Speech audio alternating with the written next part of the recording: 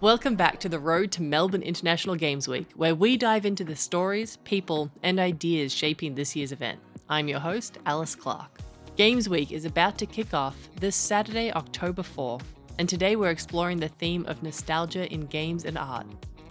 We'll chat with Johnny Galvatron from the award-winning team at Beethoven Dinosaur about their new game, Mixtape, debuting as part of Big Games Night Out. The game is already turning heads for its cinematic throwback to the music of the 80s and 90s. We'll also take you inside the Australian Centre for the Moving Image's hottest new exhibit, Game Worlds, a journey through 50 years of video game history. And finally, we'll take you through our top must-see highlights at Games Week 2025. Let's jump in. First stop is ACMI for their newest exhibition titled Game Worlds. It's a journey through 50 years of video games with more than 30 games from the 70s to today. Expect a behind-the-scenes look at how games are developed, rare prototypes, iconic titles, and hands-on experiences that instantly bring back nostalgic gaming memories. We spoke with 2 Point Interactive, one of the teams behind the exhibition, and with director and CEO of ACMI, Seb Chan, about the exhibition. So my name's Seb. I'm the Director and CEO here at the Australian Centre for the Moving Image. I've been playing games since I was a little kid, so it's a real joy to have this exhibition that's all about games. I think it'll resonate with everybody, and it shines a light on all the stuff that perhaps you didn't know happened in games both by makers and by players. There's so much, it's a very dense exhibition, and of course there's lots of playable things too, which is really fun. Right now, it feels like so much of our society, our politics, are shaped by games and their effect on digital culture, and coming out of COVID, where games were our primary way of socialising for many generations, video games particularly. Those video games are a very dominant part of how communities form and talk and discuss, and it feels like shining a light on how they are made and the variety and diversity of both the makers and the players is really vital now. Video game exhibitions are really hard to make. They're really tough to make because what the thing is interactive and playable, and nowadays I'm looking at a screen's vision from Ghost of kind of Tsushima, a game from 2020, which takes about 20 hours to complete. So putting that in an exhibition is a difficult thing. So video games are like that. Video games are durational, and the video games, to make sense of video games, you need to play them. You need to get hands-on, and hands-on anything within a museum environment is tough. The other thing that's difficult about video game exhibitions is that the video game world, the people who make video games, don't often think that museums would show video games. So part of the early stages of doing a video game exhibition is working with companies, with publishers, rights holders, and lawyers to say this is what we want to do, and this is why museums matter, and this is why video games matter within a museum. And that's even before we get to the public going, a museum's doing a video games exhibition? What is that? And there's games here from the 1970s through to yesterday. In fact, games that are coming out in a year too. Excited to see that people recognise that Melbourne and Australia as a whole has been responsible for some amazing big selling games, but also very groundbreaking games. Obviously we've got Silk Song in here, which is obviously the Australian game of the moment, but we've also have much earlier Australian and Melbourne-made games here too. I'm Alexander Perrin, one of the co-directors at 2 Point Interactive, and so the technical director at the studio. Joshua Titangelo, another co-founder at the studio, and I am art director and game designer. Yeah. So what we have is a little insight into our process at our studio for a project that we have in development. So what we're aiming to kind of show to people here is the process of taking a game from ideation and paper concepts through to technical design, through to world building, art direction, things like that. The amount of like human labor that goes into creating a game, like what sits behind the veil, what do you see, in the matrix there essentially, but also like the vast amounts of kind of like research and ideation that goes into like making a game, from the genesis point to making it to release. And then on top of that, just the artistry behind it too, the texture authoring, lighting, 3D modeling, all these things, trying once again to sort of expose the labor process behind that. These assets and the art style, they don't come from nowhere, and we're trying to show people how that comes to be. At our studio, like we specialize in physics games, like physics-based games, particularly like cooperative games.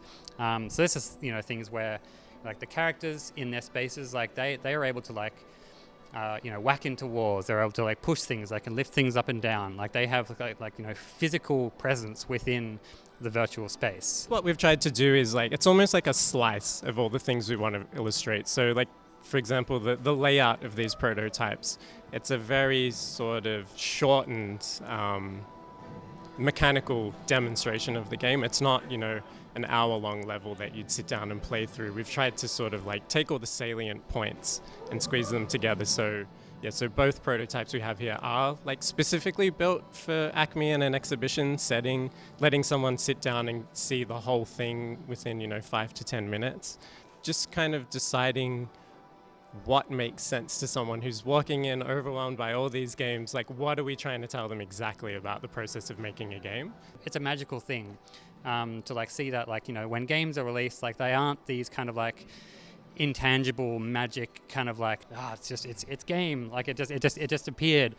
Everything has to be considered in like this like incredible detail, like excruciating detail sometimes. We feel very, very lucky to be given the opportunity to show the labor and the craft behind our work. I think working away at our computers in isolation, it's easy to kind of forget that we're making games for other people, and it's really nice to be able to kind of put that forward early on. Yeah. I've brought lots of people through this exhibition as it was being built, and it's been fascinating to see people who wouldn't describe themselves as people who play games. They all had memories of an aunt, a parent, a carer, bringing home a computer in the 80s or perhaps a console in the 90s, and that being part of their family life. There's all those sort of networks of memories that get awakened by many of the things here. I think more people play games than they think, than you think. You will have memories of playing games, and your friends will too. That theme of nostalgia continues with Mixtape from Studio Beethoven Dinosaur, one of the most anticipated indie games at MIGW. It's a coming-of-age story about growing up and the songs that soundtrack our lives. Thanks for joining us, Johnny. It's great to be here. Thanks for having me. How would you describe Mixtape, and can you tell us how the idea came about? The idea came about because I wanted to show everyone That's Good by Devo. My absolute favourite band of mine. And I think the last 5 years on my Spotify wrapped Devo, That's Good, number one. And every day I have to hear it working on the game, and every day I love it more.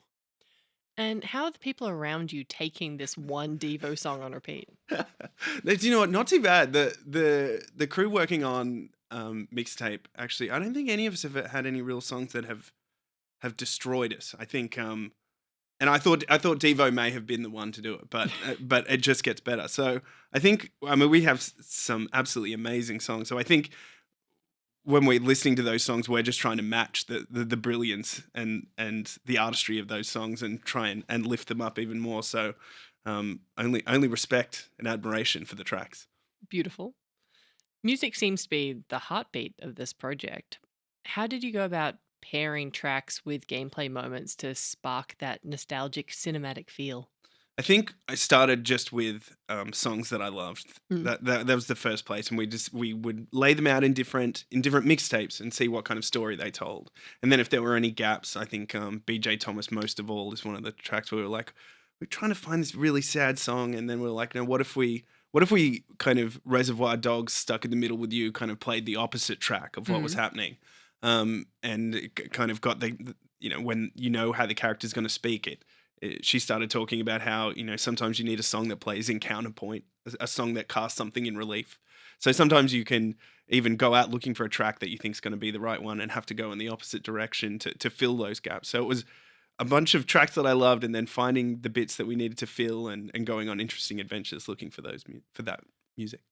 How did having to pivot from being sad to having that contrasting song sit with you personally and emotionally? Because if you're going, I need to have this emotion, having to flip it obviously makes it more heightened, but how does it feel from a creation perspective?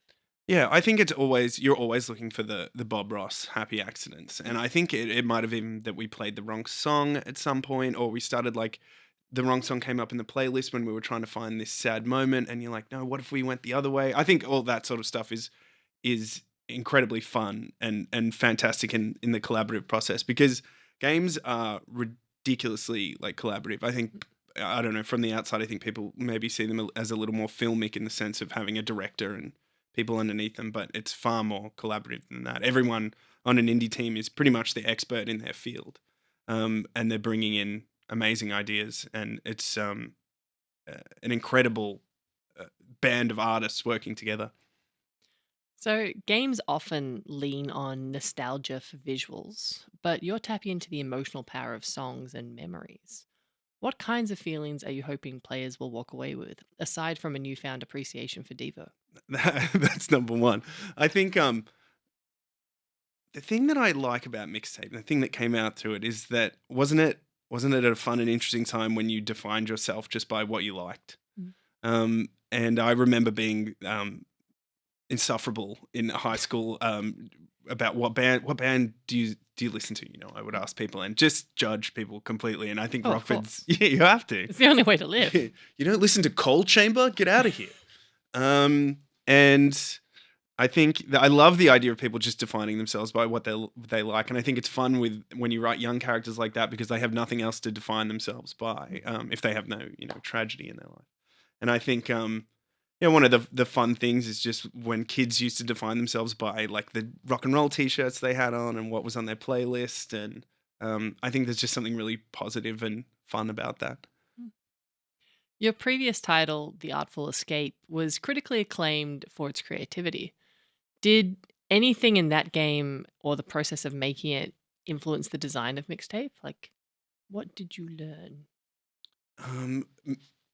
The Artful Escape is a very mechanically simple game, and it uses music in these crazy ways of, if you haven't played it, it's you can play guitar at any point and it will mix seamlessly in with the soundtrack, and the environment will react to what you're playing, and it's a very kind of Yellow Submarine musical interactive experience. And I'm like, well, this game, instead of having just a couple of mechanics, we should have every single mechanic spread out across 24 songs, and it should be different each time. And for some reason, we're all like, that sounds achievable and fantastic.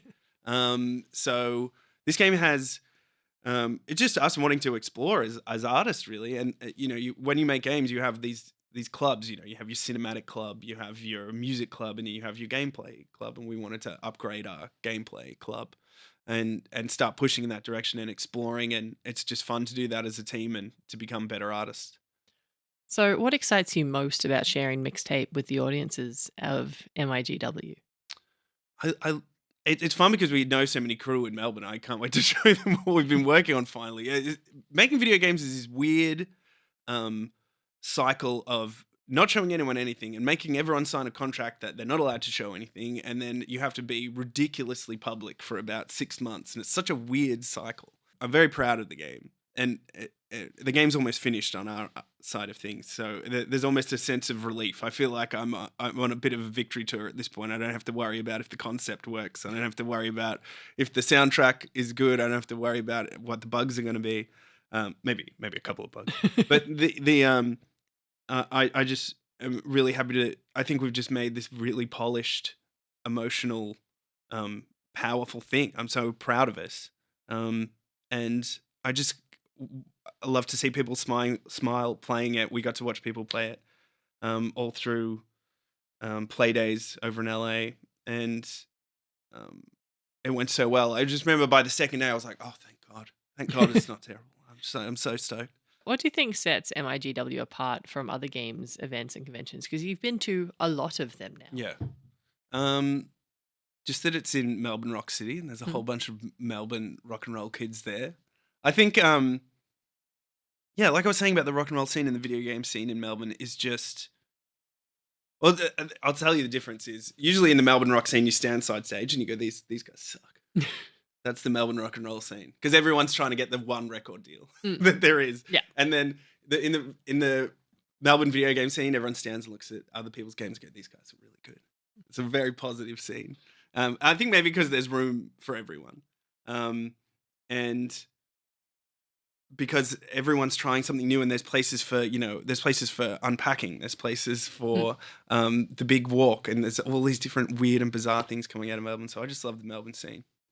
And are there any particular MIGW segments or events, other than your own, of course, that you're particularly looking forward to attending? I like going to PAX. I like going to the floor where we got our deal, and I go and see what games in the same spot that we were when we got our deal in the same, because it's usually in the same kind of area in the convention center. So I go check out who's there, play their game, tell them it's great, regardless. And you're giving them a complex. yeah, and then I'll go through and just talking to the kids, seeing what the kids are making, seeing who's coming up. And Melbourne's always an incredible scene, whether it was rock and roll or whether it's video games or whether it's film. There's just always so many cool kids making stuff. So that's usually what I'm searching for. Yeah. Nice to meet the people before they get jaded. Yeah, right. That's the best time. When they're fresh and they're still excited about things. And you're like, oh man, it's so great when you're excited about things. Yeah. I think a lot of the people my age are jaded because I was in rock and roll when I was younger and I'm real jaded about that. Don't get me started. But now I'm really later. I joined video games later in life, so I'm still really hopeful. And I still have a great time. And what's one piece of advice that you have for someone attending MIGW for the very first time in 2025? They're very fresh. They have no idea what to expect aside from the general concept of video games. What's your advice? My advice and what helped me is go to as many events as you can and be fun at parties. And I think that is invaluable advice, and it has helped me a long way. If you can be just a little bit fun at parties and have people remember you, that's a great way into different industries and jobs. And so I would say, just have a fun time. Yeah. I think it actually is good advice. That is actually fantastic advice. Also, wear comfy shoes. Yeah. You can't stress that enough. Yeah, totally. Yeah. Well, thank you so much. Thanks for having me. Good luck at the show. Thank you. Can't wait to play Mixtape. Sounds amazing. Wait, you're going to play it on what is it, Woody? A rear projection TV? You're going to play it directly straight out of the 90s. Is it 4x3 or 16x9? We'll get back to you on that. It's definitely one of them. Or possibly a secret third thing. It could be Academy format. Yeah, it'll be beautiful. Awesome. Good luck. Thank you. MIGW is much bigger than any single game or exhibition. With over 70 events across 9 days, we've handpicked some of the highlights of the program. Here are must-see events for 2025. Big Games Night Out returns to Fed Square on Thursday the 9th of October to light up the night with indie gems, installations, and live performances. Games Connect Asia Pacific, or GCAP, is the leading professional development and networking conference for the games industry and the hub for developers and industry, offering showcases, networking, and events that put Melbourne on the global game stage. Rounding out Games Week is PAX Oz, all about players and fans, offering 3 days of panels, esports, cosplay, demos from indie developers, and community meetups. That's it for the road to Melbourne International Games Week. From ACMI's Game Worlds to Mixtape to the biggest gaming events in Asia Pacific, this October is all about spotlighting and celebrating the Australian games industry on the world stage, and Victoria as the heart of the Australian games industry. Hit subscribe and make sure to follow us on your socials as we bring you even more highlights during Games Week.